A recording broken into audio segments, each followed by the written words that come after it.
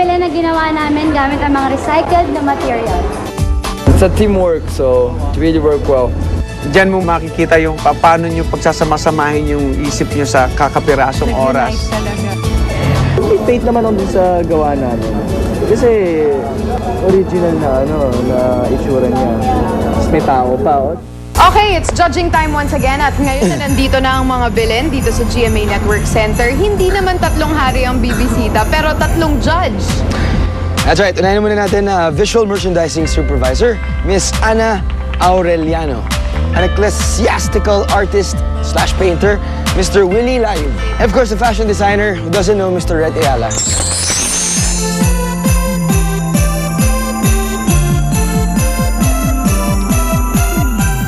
O siya, simulan na ang judging. We can start with the Belen of Rocco and Chris. Parang they ran out of time. They ran out of time. And then looks Kumbaga like 2 hours. It looks like a shortcut. So parang there's nothing creative about it. Aray ko po. Let's move on to the second one. Kila Kuya Buboy, Sunshine. Very evident na taga-probinsya yan. Titignan mo yung mga ano nila, kumpleto. I mean, andun yung stars, very creative sila. Lahat ng Actually, elements. I like the star in this one. Here's more creative. In fairness, ang Belen naman ni na Fabio at Gwen, pasado kaya? Ako type ko yung ginamit na newspaper, tapos yung straw. Parang that's very creative. Wow! At ang Belen naman ni na Ina at Mark. Very unique and creative and malinis yung yung composition. But yun nga, yung height sana din lang medyo nag-fall. Kaya nagkaroon siya ng maraming bakante sa likod. Aw, sayang. In 4th place, we have 48.33% earning 40 points. Rocco and Chris. Wherever you are. 40 points.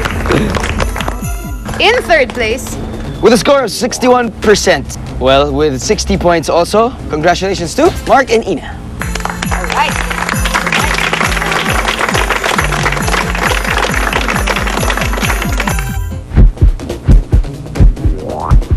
Which means the last 2 teams remaining are, of course, teams nila Kuya Buboy, Tashine, please step forward.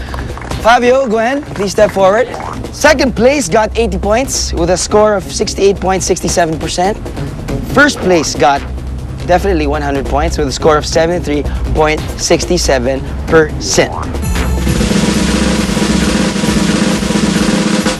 Finally, Kuya Buboy, you got the first place for this challenge. There you go. Alright, good job. Kuya Buboy, anong nararamdaman nyo? Very, very happy. Maraming salamat. May rin si Chris. While you were doing this with the community, ano yung pumapasok sa isipan nyo? Naisip ko si Chris.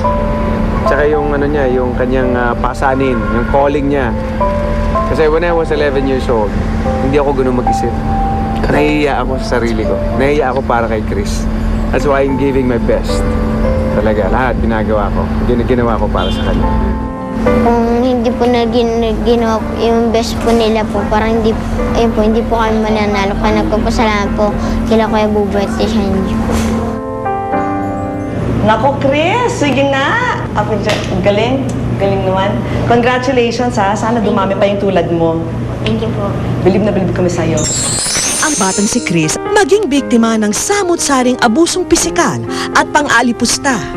Minsan po, binubugbog pa nila po ako po. Pag wala po akong uwing pera po. Maging mangangalakal ng basura, magmula ng iwanan ng mga magulang. Balot ng kalungkutan at walang mapuntahan, pilit na hinahanap ng 7 taong gulang na bata ang kalinga ng isang magulang. Nalungkot po ako dahil hindi po ako binalikan po ng nanay ko po. Kasi po, yun po yung pinangako po sa akin po ng nanay ko po na babalikan niya po ako po. Hanggang sa matagpuan ni Chris ang kalinga ng isang institusyon, dito naiibsan ang kanyang gutom at nadadagdagan ang kanyang kaalaman. Napunta po ako po dito sa Club 8586. Dati po akong estudyante po ng Kariton Classroom po. Ang Club 8586 na siyang nagbibigay ng libreng pag-aaral sa pamamagitan ng rolling educational kariton ang pinagkakaabalahan ng bibong bata na ngayon ay isang proud volunteer ng grupo. Gusto ko mag-volunteer kila Kuya Efren kasi po maganda po yung parang example na ginagawa po nila po para sa mga bata po.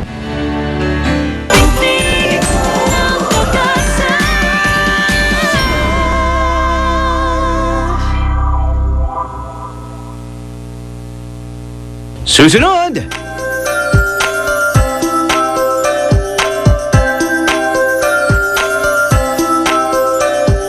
Okay, ready na ba kayo?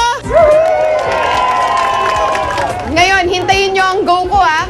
Pagbalik nyo dito, makakatanggap kayo ng sticker at bibigyan namin kayo ng half caban of rice. Ready?